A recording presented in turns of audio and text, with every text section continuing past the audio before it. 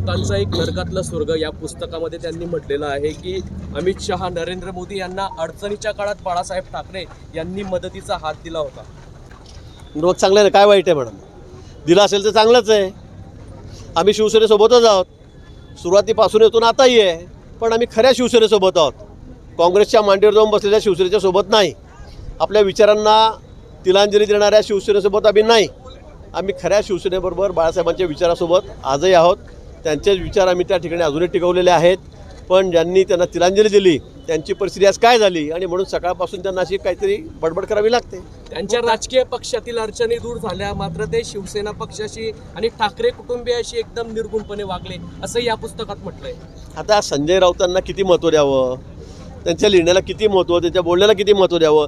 आता त्यांचं कोणी ऐकायचं नाही, कोणी त्यांना सिरियसही घेत नाही. सकाळ झाली की त्यांचा आपला भोंगा सुरू असतो. त्यांना काय लिहायचं लिहू द्या.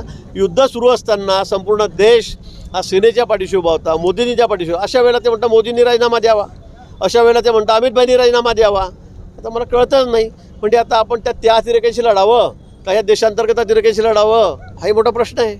नरेंद्र मोदी या ठिकाणी गोध्रा प्रकरणात असताना सुद्धा युपीएने देखील मदत केली असंही त्यांनी या पुस्तकात म्हटलेलं आहे. शरद पवारांनी देखील मदत आता केली. मला वाटतं या पुस्तकाला किती महत्त्व द्यावं. संजय राऊत किती विश्वासार्ह माणूस आहे हे आपल्याला माहीत आहे सगळ्यांना. त्यामुळे त्यांनी काय लिहिलं काय नाही मी तर काही वाचलं नाही, वाचणारही नाही. पण मला असं वाटतं की त्याला फार महत्त्व देण्याची गरज नाही. खडसेंनी नाव न घेता पुन्हा एकदा टीका केलेली आहे. जाऊ द्या, तो काय तो गेलेला माणूस बिचारा, जाऊ द्या. त्यांना म्हणा तुम्ही तुमच्या कोथळी गावामध्ये ग्रामपंचायत निवडून आणा म्हणा एकदा, फक्त 7 लोकांमध्ये बस. बाकी आमचं आम्ही बघून घेऊ.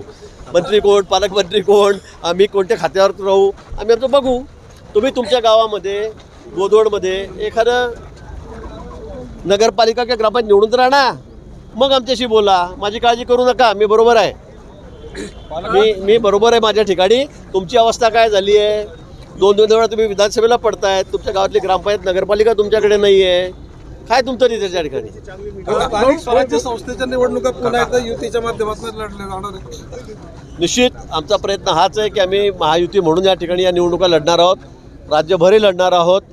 आणि यावेळेला स्पष्ट बहुमत, अतिशय 2/3 बहुमत आम्हाला जळगाव जिल्ह्यामध्ये या ठिकाणी सगळ्या संस्थांमध्ये या ठिकाणी मिळेल.